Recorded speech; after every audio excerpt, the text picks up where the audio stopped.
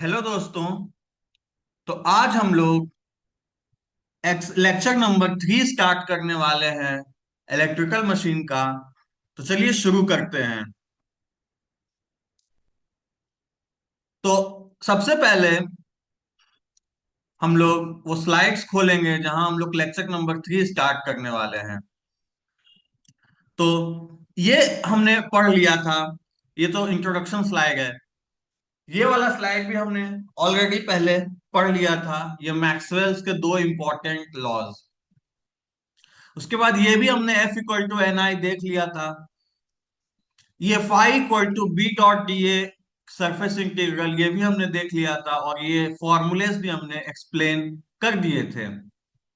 ये भी हो गया था, ये भी हो गया था, ये भी हो गया था, ये भी हो गया था। ये क्वेश्चन हमने किया था। पूरा ये क्वेश्चन हमने सॉल्व कर लिया था। अब क्वेश्चन नंबर 2 पे आते हैं। तो क्वेश्चन नंबर 2 क्या है? A magnetic circuit with a single air gap is shown in the figure. The core dimensions are cross-sectional area AC equal to 1.8 into 10 to the power minus 3 metre square. मतलब cross sectional area आपको दिया हुआ है। Mean core length LC equal to 0.6 metre, यानी कि mean core length भी आपको दिया हुआ है। Air gap length G equal to 2.3 into 10 to the power minus 3 metre, यानी कि 2.3 mm है। चलिए एयर गैप लेंथ भी दिया हुआ है। N equal to 83 turns. एक मिनट, मैं इसको स्लाइड्स को थोड़ा बड़ा कर देता हूं ताकि देखने में आराम हो। n equal to 83 turns. Assume that the core is of infinite permeability, यानी कि कोर की जो परमिएबिलिटी है, कोर की जो मैग्नेटिक परमिएबिलिटी है वो इनफाइनाइट है। And neglect the effect of fringing effect at the air gap and leakage flux। ठीक है। अब पहला क्वेश्चन क्या है? Calculate the reluctance of the core, यानी कि कोर का रिलक्टेंस, यानी कि एलसी बाई म्यू एसी आपको निकालना है। And that of the air gap RG, तो एयर गैप आरजी भी निकालना है। चलिए देखते हैं कैसे निकलेगा। तो रिलक्टेंस ऑफ द कोर क्या होता है? LC by mu AC. अब म्यू क्या है? इंफिनिटी है। लिखा हुआ था ना कि कोर का जो परमिएबिलिटी है वो फाइनाइट है। तो म्यू जब इंफिनिटी हो जाएगा तो आप खुद बताइए, ये जब म्यू है वो अगर इंफिनिटी हो जाएगा तो ये तो ऑटोमेटिकली जीरो हो जाएगा। तो आरसी आएगा हमारा जीरो। अब आरजी निकालते हैं तो आरजी क्या होगा? G by mu naught A G. Mu naught हमें पता है, ए जी हमें दिया हुआ था 1.8 इंटू, मतलब cross section area of the core जो होगा वही तो cross section area of the air gap भी होगा। जो cross section area of the core होगा वही cross section area of the air gap भी होगा। तो वो हमने 1.8 इंटू 10 की पावर माइनस 3 कर दिया। उसके बाद जी, जी क्या है? 2.3 इंटू 10 की पावर माइनस 3 है। देखिए यहाँ पे ये जी था। तो जी कितना है? 2.3 इंटू 10 की पावर माइनस 3। 2.3 इंटू सॉल्व करेंगे तो आएगा 1.016 इंटू 10 की power 6 ampere turn per weber. अब अगला सवाल क्या था? For a current of I equal to 1.5, मतलब 1.5 एम्पियर का करंट फ्लो करेगा इससे, तो कैलकुलेट करो टोटल फ्लक्स फाई। चलिए टोटल फ्लक्स फाई देखते हैं कैसे कैलकुलेट होगा। तो हम क्या जानते हैं? F equal to N I. N हमको पता है 83, आई हम जानते हैं 1.5।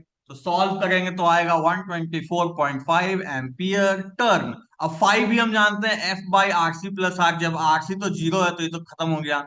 F निकाल चुके हैं। आर जी हमें पता है।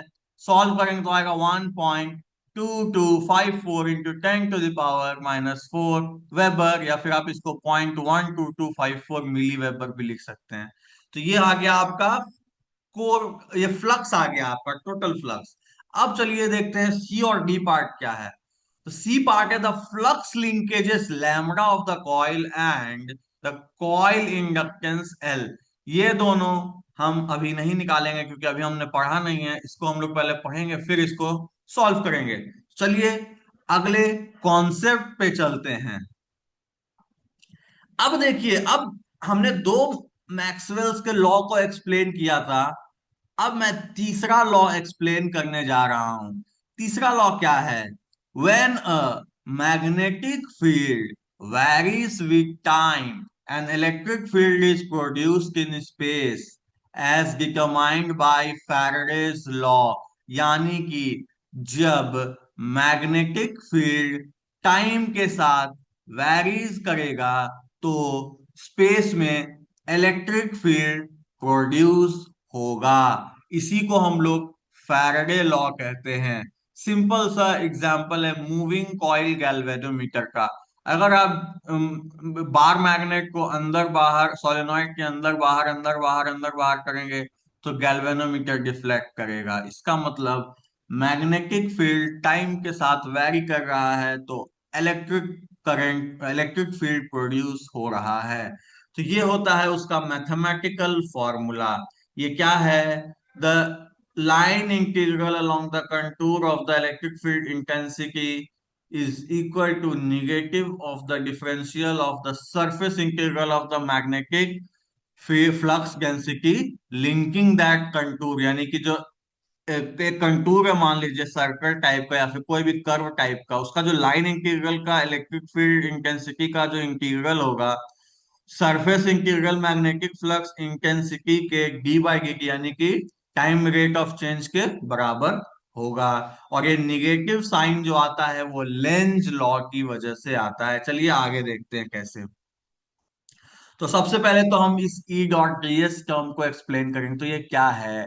Circulation of electric field around close path. Close path कोई भी कर्व टाइप का है, क्लोज पाथ सी, उसके अराउंड जो इलेक्ट्रिक फील्ड का सर्कुलेशन है वो ये है। This represents the induced voltage. अब देखिए इसका लाइन इंटीग्रल पूरे क्लोज पाथ, ये देखिए एक एक किसी पॉइंट का लेंगे तो ई डॉट डी एस है, लेकिन जब पूरे क्लोज पाथ का ये क्या करता है, इंटीग्रेशन करेंगे यानी कि लाइन इंटीग्रल लेंगे तो वो क्या देगा हमको? इंड्यूस्ड वोल्टेज देगा, जिसको हम लोग ईएमएफ बोलते हैं। इंड्यूस्ड वोल्टेज ईएमएफ, या फिर आगे चल के हम इसको स्मॉल ई से रिप्रेजेंट करेंगे। उसके बाद दूसरा क्या है? बी डॉट डी ए और सरफेस इंटीग्रल, इसीलिए एस लिखा हुआ है। अब देखिए magnetic flux passing through the surface, तो जो हम कर्व बनाए हैं उस कर्व के बीच में कुछ सरफेस होगा, उससे मैग्नेटिक फ्लक्स पास कर रहा होगा ना। जो कर्व बना, तो कर्व जो बना है तो बीच में कुछ सरफेस एरिया होगा, उस सरफेस एरिया से मैग्नेटिक फ्लक्स पास कर रहा है। तो वही बोला magnetic flux passing through the surface S. अब डी बाई डी टी क्या है? Rate of change of, rate of change with respect to time. D by D T क्यों? टाइम रेट ऑफ चेंज, यानी कि rate of change with respect to time. और negative sign क्यों हम लोग लगाते हैं? निगेटिव साइन आता है लेंज लॉ की वजह से। मीनिंग, लेंज लॉ का मीनिंग क्या होता है? द इंड्यूस्ड वोल्टेज, जो वोल्टेज इंड्यूस हो रहा है, मतलब ये जो इंड्यूस वोल्टेज ईएमएफ आ रहा है, ये जो ईएमएफ आ रहा है मैग्नेटिक फ्लक्स के टाइम रेट ऑफ चेंज की वजह, मैग्नेटिक फ्लक्स डेंसिटी के टाइम रेट ऑफ चेंज की वजह से, या फिर मैग्नेटिक फ्लक्स के डी बाई डी टी यानी कि टाइम रेट ऑफ चेंज की वजह से जो इलेक्ट्रिक फील्ड आ रहा है, वो इंड्यूस वोल्टेज आ रहा है, वो अपोज करेगा change in the magnetic flux. मतलब वो चाहेगा कि मैग्नेटिक फ्लक्स में चेंज ना हो, वो मैग्नेटिक फ्लक्स के चेंज को अपोज करना चाहेगा। इसीलिए एक निगेटिव का साइन भी आता है जो लेंज लॉ की वजह से आता है। If the if the magnetic flux, if the magnetic flux, देखिए लेंज लॉ को मैंने थोड़ा अच्छे से एक्सप्लेन किया है। अगर मान लीजिए कि मैग्नेटिक फ्लक्स इंक्रीजेज, अगर मान लीजिए मैग्नेटिक फ्लक्स इंक्रीज हो रहा है, the induced current flows in such a direction, मतलब इंड्यूस्ड करंट इस डायरेक्शन में फ्लो होना चाहेगा कि it tries to reduce the increase, वो इंक्रीज को रिड्यूस करना चाहेगा। तो क्या, अगर मैग्नेटिक फ्लक्स इंक्रीज हो रहा है, अगर मैग्नेटिक फ्लक्स इंक्रीज हो रहा है तो इंड्यूस करंट उस डायरेक्शन में फ्लो करेगा कि वो क्या है, उस इंक्रीज को मतलब वो जो मैग्नेटिक फ्लक्स में इंक्रीज हुआ उसको वो डिक्रीज करने का कोशिश करेगा। और इसी का ऑपोजिट, अगर मैग्नेटिक फ्लक्स डिक्रीज हो रहा है तो इंड्यूस्ड करंट उस डायरेक्शन में फ्लो करेगा जिससे वो क्या करना चाहेगा, वो मैग्नेटिक फ्लक्स को इंक्रीज करना चाहेगा। इसी प्रिंसिपल पे मोटर और जनरेटर का कॉन्सेप्ट चलता है। तो फैराडेज लॉ बहुत इंपॉर्टेंट है, फैराडेज लॉ के बेसिस पर ही पूरी इलेक्ट्रिकल मशीन टिकी हुई है। चलिए देखते हैं आगे। मतलब क्या है, मैग्नेटिक फ्लक्स जब इंक्रीज होगा तो करंट उस डायरेक्शन में फ्लो करेगा कि वो उस इंक्रीज को घटाना चाहेगा, और मैग्नेटिक फ्लक्स जब डिक्रीज होगा तो करंट उस डायरेक्शन में फ्लो करेगा कि मैं क्या करेगा, वो मैग्नेटिक फ्लक्स को बढ़ाना चाहेगा। मतलब घटेगा तो बढ़ाना चाहेगा, बढ़ेगा तो घटाना चाहेगा। इसीलिए एक निगेटिव का साइन लगता है इस फॉर्मूले में। चलिए आगे देखते हैं। तो अब क्या है, देखिए यहाँ पे मैंने लेंज लॉ का डायग्राम बड़ा अच्छा से बनाया है और उसको एक्सप्लेन किया है। मान लीजिए एक कंडक्टिंग लूप है, अभी फिलहाल ये मैग्नेट बहुत दूर है, तो इससे कोई भी मैग्नेटिक फील्ड एंटर नहीं कर रहा है। तो इसमें क्या है, करंट जीरो है। क्या है, करंट इसमें जीरो है। अब मान लीजिए ये अंदर की तरफ आ रहा है, डायरेक्शन ऑफ मूवमेंट देखिए इसका अंदर है, अभी अंदर की तरफ आ रहा था, इससे बहुत सारे मैग्नेटिक फ्लक्स लाइंस निकलेंगे, बहुत सारे मैग्नेटिक फ्लक्स लाइंस निकल रहे हैं। और निकल के ऑब्वियसली साउथ में जाएंगे, साउथ में दिखाने का जरूरत नहीं, जैसे नॉर्थ से निकलेगा साउथ में जाएगा, वो दिखाने का जरूरत नहीं, वो आपको समझ में आ रहा है। अब देखिए, करंट जो इंड्यूस होगा लूप के अंदर वो कैसा होगा, करंट इंड्यूस कैसे करेंगे हम लोग, देखिए जिस डायरेक्शन में direction of movement of the magnet, magnet जिस तरफ मूव कर रहा है, मैग्नेट जिस तरफ मूव कर रहा है, ऑब्वियसली ये जो मैग्नेट जिस डायरेक्शन में मूव करेगा उसी डायरेक्शन में आपका मैग्नेटिक फील्ड का डायरेक्शन होगा। तो आप अपने थंब को थोड़ी देर के लिए उस तरफ लेके चले जाइए, आप अपने थंब को थोड़ी देर के लिए उस डायरेक्शन में रखिए, और उसके बाद आप अपने फिंगर को कर्ल कीजिए। तो फिंगर को आप जब आप कर्ल करेंगे तो आप ये पाएंगे कि ये जो लूप है, इस लूप में करंट इस डायरेक्शन में फ्लो होना शुरू कर देगा, इस डायरेक्शन में फ्लो होना शुरू कर देगा। लेकिन लेंज लॉ क्या कहता है, लेंज लॉ कहता है, लेंज लॉ ये कहता है कि जो करंट का डायरेक्शन होगा वो उस डायरेक्शन में होगा, वो मैग्नेटिक फ्लक्स को डिक्रीज करना चाहेगा, मतलब मैग्नेटिक फ्लक्स को उल्टा घुमाना चाहेगा। तो अब देखिए करंट इस डायरेक्शन में फ्लो हो रहा है, तो इस डायरेक्शन में फ्लो हो रहा है, तो ये बंदा जैसे अंगूठा लगाए हुए है, वैसे आप करंट को ऊपर करके देखिए और फिंगर को घुमा कर देखिए, तो देखिए ये एक ऐसा लूप बनेगा। अब देखिए ये वाला एरो और ये वाला एरो ऑपोजिट है, तो मैग्नेटिक फ्लक्स को डिक्रीज करेगा ना, जो ऑपोजिट ऑपोजिट डायरेक्शन में जाएगा। तो वही है लेंज लॉ, ये मैग्नेटिक फ्लक्स को डिक्रीज करने के लिए उस डायरेक्शन में करंट को फ्लो, इंड्यूस करंट को फ्लो करवाएगा। अब देखिए ये पीछे की तरफ जा रहा है, तो अब क्या होगा, पीछे की तरफ जब ये जाएगा मैग्नेट, तो ऑब्वियसली कम मैग्नेटिक फ्लक्स लाइंस अंदर से जाएंगे, मैग्नेटिक फ्लक्स लाइंस कम जाएंगे, यानी कि मैग्नेटिक फ्लक्स डिक्रीज हो रहा है इस लूप के अंदर से।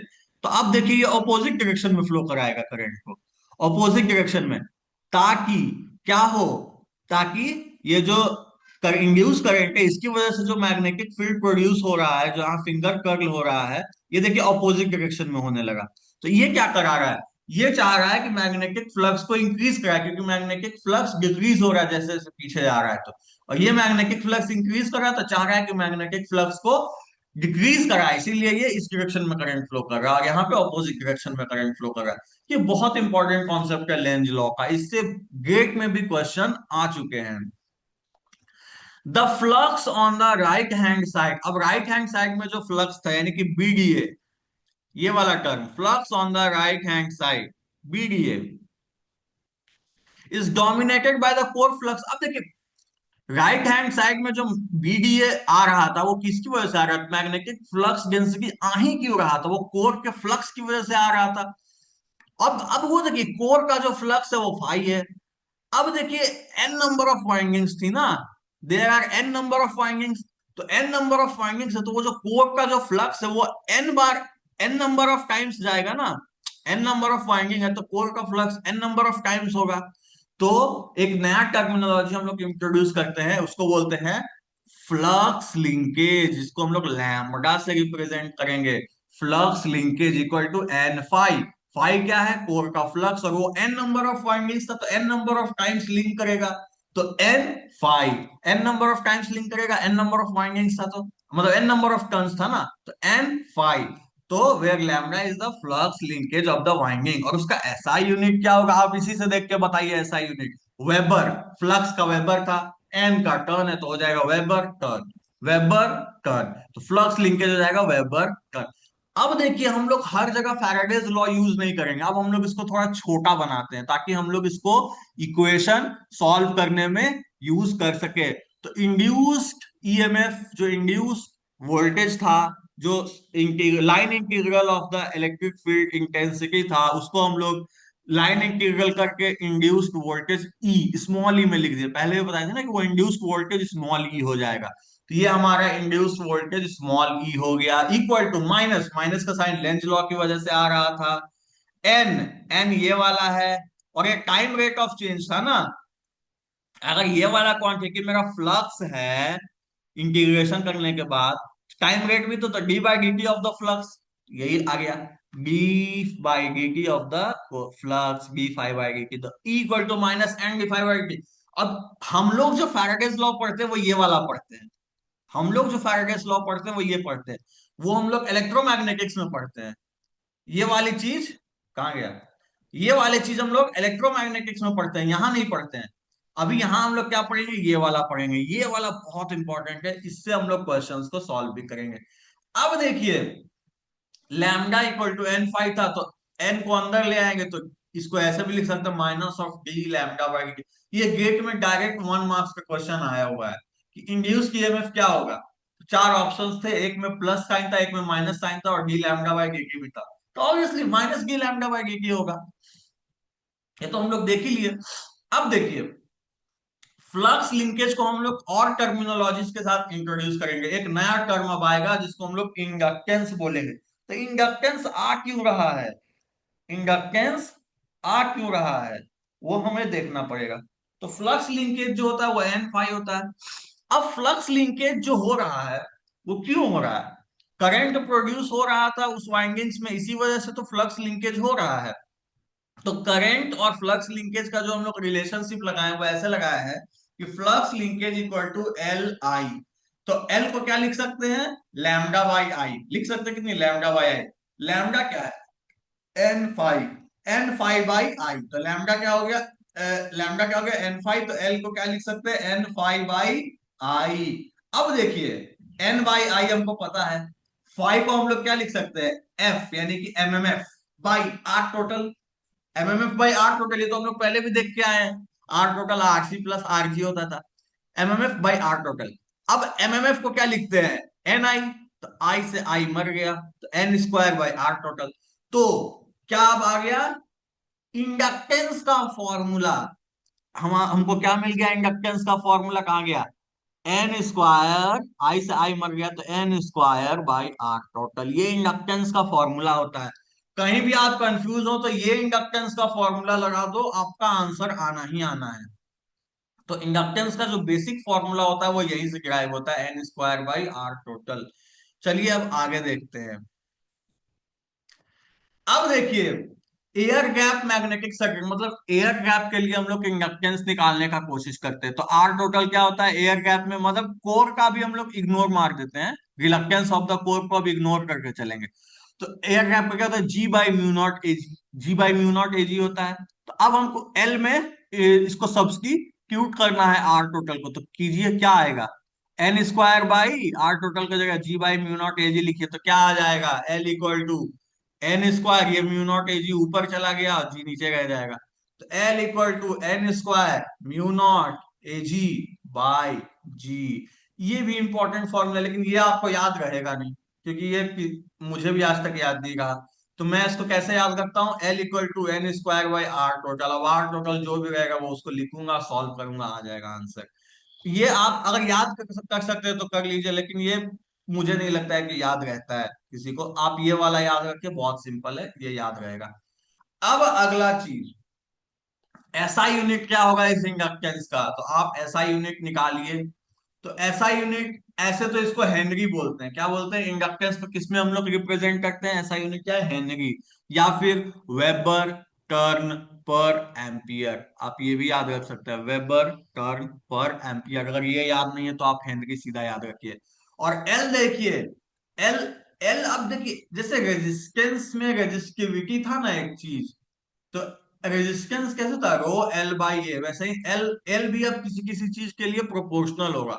तो L is directly proportional to the square of the number of turns, यानी कि नंबर ऑफ टर्न्स का स्क्वायर के डायरेक्टली प्रोपोर्शनल है ये L.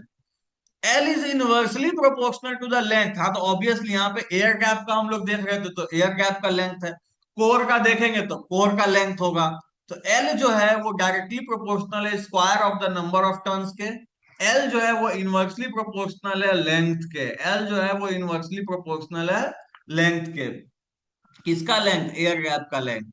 L is directly proportional to the magnetic permeability। यहाँ देखिए, permeability ऑफ फ्री स्पेस या फिर permeability ऑफ द सराउंडिंग्स था, उसके डायरेक्टली प्रोपोर्शनल है। लेकिन अगर कोई कोर होता तो म्यू आर म्यू नॉट होता।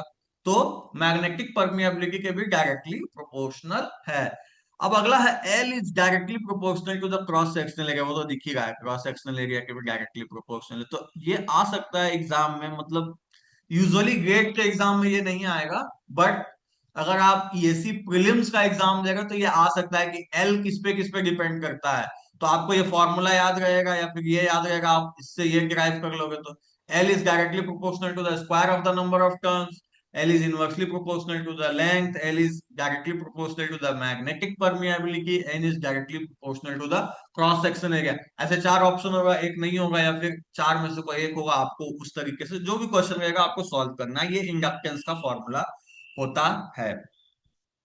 अब आगे देखते हैं क्वेश्चन नंबर सी। वहां पे क्या निकालना था? क्वेश्चन नंबर 2 का सी में फ्लक्स लिंकेज लैम्डा निकालना था। तो लैम्डा क्या होता है? N phi.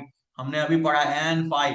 एन पता है, फाई हम निकाल चुके थे, 1.2254 इंटू 10⁻⁻⁴ निकाल चुके थे। सॉल्व कीजिए, क्या आएगा? 0.0102 वेबर टर्न। 0.0102 weber turn. वैसे ही इंडक्टेंस निकालेंगे। इंडक्टेंस क्या आएगा? L equal to lambda by I. अभी हम लोग देखे लैम्डा बाई आई होता है।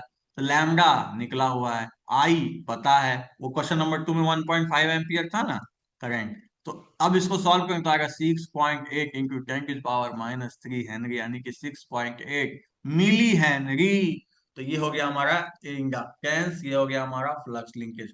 तो क्वेश्चन नंबर 2 का ए बी पहले ही कर चुके थे, सी डी अभी कर लिए। चलिए अब क्वेश्चन नंबर 3 देखते हैं। क्वेश्चन नंबर 3 हम लोग थोड़ा ध्यान से देखें। The magnetic circuit of figure, figure कहाँ? फिगर लाइक अगले स्लाइड में। The magnetic circuit of figure consist of N N turn winding. N turn winding है इसमें, ठीक है। On a magnetic core, magnetic core पे है। और मैग्नेटिक कोर का परमिएबिलिटी क्या है? इनफाइनाइट। मैग्नेटिक कोर का परमिएबिलिटी इनफाइनाइट है। With two parallel air gaps. दो पैरेलल एयर गैप्स है इसमें। पैरेलल एयर गैप्स मतलब शायद देखते कैसा है पैरेलल एयर गैप्स। पहले ये देखिए, पैरेलल एयर गैप, एक गैप थोड़ा बड़ा है, एक गैप छोटा है, दो पैरेलल एयर गैप्स हैं। चलिए ठीक है। And areas A one and A two. Area क्या है? ए वन और ए टू है। ऑब्वियसली देखिए एरिया ए वन, इस गैप का जो एरिया है इसका देखिए एरिया ए वन है, इस गैप का एरिया ए टू है, ठीक, रेस्पेक्टिवली। अब निकालना क्या है आपको? Inductance of the winding. Winding का जो टोटल वाइंडिंग है उसका इंडक्टेंस निकालना है। अगला क्या निकालना है? The flux density B1 in gap one, मतलब गैप वन में जो फ्लक्स डेंसिटी है वो निकालना है। When winding is carrying current I, जब टोटल करंट जो वाइंडिंग कैरी कर रहा है वो क्या कर रहा है? I। फ्रिंजिंग इफेक्ट को नेग्लेक्ट कर देना है एयर गैप में। फ्रिंजिंग इफेक्ट एयर गैप में होता है, बट वो अभी हम लोग दिमाग नहीं लगाएंगे, ठीक। चलिए देखते हैं कैसे सॉल्व होगा। तो ये रहा क्वेश्चन। पहले हम लोग इसके इक्विवेलेंट सर्किट ड्रॉ कर लेते। तो ये रहा हमारा इक्विवेलेंट सर्किट। एफ यहां से निकलेगा तो F equal to N I. N I आ गया। ये फ्लक्स जा रहा है, फ्लक्स जा रहा है। एन आई यहाँ मैग्नेटोमोटिव फोर्स, ये फ्लक्स जा रहा है। इसमें घुसेगा फाई वन, इसमें घुसेगा फाई टू, जैसे आई वन आई टू घुसता है। ये हो गया हमारा रिलक्टेंस वन। ये हो गया हमारा reluctance two air gap two की वजह से। तो R1 क्या होगा, G1 by mu not A1 obviously. R2 क्या होगा, G2 by mu not A2 होगा। तो फाइव को क्या लिख सकते हैं, F by RC plus RG, वही किया हमने। तो NI बाई, अब देखिए आरसी तो इनफाइनाइट होगा ना, क्योंकि आरसी कोर का जो मैग्नेटिक परमिएबिलिटी था वो इन्फिनिटी था, तो वो तो इनफाइनाइट है, तो आरसी तो ऑब्वियसली जीरो हो गया। अब ये जो R1 R2 है भाई पैरेलल में, तो पैरेलल का हम लोग को पता है formula, R1 R2 by R1 plus R2, ये होता है पैरेलल का फॉर्मूला। सीरीज में होता तो R1 प्लस R2, तो R1 R2 by R1 plus R2 करके ये ऊपर चला गया, तो R1 plus R2 by R1 R2 हो गया कि नहीं हो गया। अब देखिए ये आ गया फाइव, फ्लक्स फाइव आ गया, ये फाइव का वैल्यू ये आ गया। तो एल क्या होगा, इंडक्टेंसी तो निकालना था, तो एल क्या होगा, लैम्डा बाई आई। लैम्डा क्या होता है, N5/I। तो N/I को बाहर निकालो, फाइव फाइव आपका ये है N I into R1 plus R2 by R1 R2, NI into R1 plus R2 by R1 R2। इसको सॉल्व करो तो आ जाएगा 1/R2 प्लस 1/R1, नहीं आएगा ये, आप इसको सॉल्व करोगे तो, आप सॉल्व करके देखो 1/R2 प्लस 1/R1 आएगा। तो आई और आई मर जाएगा, तो आई मतलब कैंसिल हो जाएगा। तो L equal to N square into 1/R2 plus 1/R1। अब R2 हमको पता है, 1/R2 क्या होगा, म्यू नॉट A2/G2। तो R2 म्यू नॉट A2/G2। अब देखिए R1 भी हमको पता है, G1 by mu not A1, तो 1/R1 क्या होगा, म्यू नॉट A1/G1। तो एन स्क्वायर बाहर निकाल दिए, म्यू नॉट भी कॉमन है तो बाहर निकाल दो। A1/G1 plus A2/G2। अब ये पैरेलल का आपको याद तो रहना नहीं, इसको आपको सॉल्व भी करना पड़ेगा, याद नहीं रहने वाला ये वाला चीज। अगर हो सकता है याद तो कर लो याद, लेकिन याद रहने वाला ये चीज है नहीं। लेकिन क्या कहता है, हमें सॉल्व करना आता है ना, हमें R1 R2 पता है, पैरेलल में कैसे कनेक्शन करते हैं पता है, फाई का फॉर्मूला पता है, एल पता है, तो हम इसको सॉल्व भी कर सकते हैं। तो एल का एक और क्या आ गया, दो पैरेलल रिलक्टेंसेस का, मतलब दो पैरेलल एयर गैप होगा उसका हम लोग जो रिलक्टेंस निकालेंगे और उसके बाद एल निकालेंगे, तो क्या आएगा, mu not an square A1/G1 plus A2/G2। अब एक सवाल अगला क्या था, B1 निकालना है, मतलब पहला वाला जो एयर गैप है उसका हम लोग को फ्लक्स डेंसिटी भी निकालना है। जब करंट कितना फ्लो होगा, वाइंडिंग में आई करंट फ्लो होगा, तब हमको गैप वन का फ्लक्स डेंसिटी भी निकालना है। चलिए देखते हैं। तो फाइव वन क्या होता है, B1 A1, five C equal to BC AC होता है, तो five one equal to B1 A1 होगा ऑब्वियसली। तो अब फाइव वन को क्या लिख सकते हैं आप, फाइव वन को आप और क्या लिख सकते हैं, जैसे यहां पे लिखे थे NI/, रिलक्टेंस होगा ना, F/रिलक्टेंस, तो F NI हो जाएगा। और रिलक्टेंस के लिए हम लोग R1 लिखेंगे, R1 है ना इसका रिलक्टेंस, तो NI/R1। NI हमको पता है, R1 को रिप्लेस करो इससे, G1/म्यू नॉट A1, G1/म्यू नॉट A1, तो फाइव वन आ गया NI। NI मतलब MMF, म्यू नॉट A1/G1। अब B1 क्या होगा, ये तो निकालना था, five one by A1, five one by A1। Five one आपको पता है इतना बड़ा, NI म्यू नॉट A1/G1। और A1 आप यहां लिख दो, A1 से A1 मर गया, तो B1 equal to mu naught N I by G1।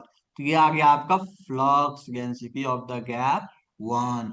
ऐसा ही एक काम कीजिए, आप flux density of the gap two निकाल दीजिए, सेम आएगा म्यू नॉट NI/G2 हो जाएगा बस, यही तो होगा। आप सॉल्व करके देखो, B2 A2 होगा, तो NI/R2। R2 को आप यहाँ लिखोगे तो यहाँ सब A2 आ जाएगा, A2 आ जाएगा, और यहाँ G2 आ जाएगा, तो A2 मर जाएगा, तो म्यू नॉट NI/G2 हो जाएगा B2 का। A1 का म्यू नॉट NI/G1 हो जाएगा, यही होगा।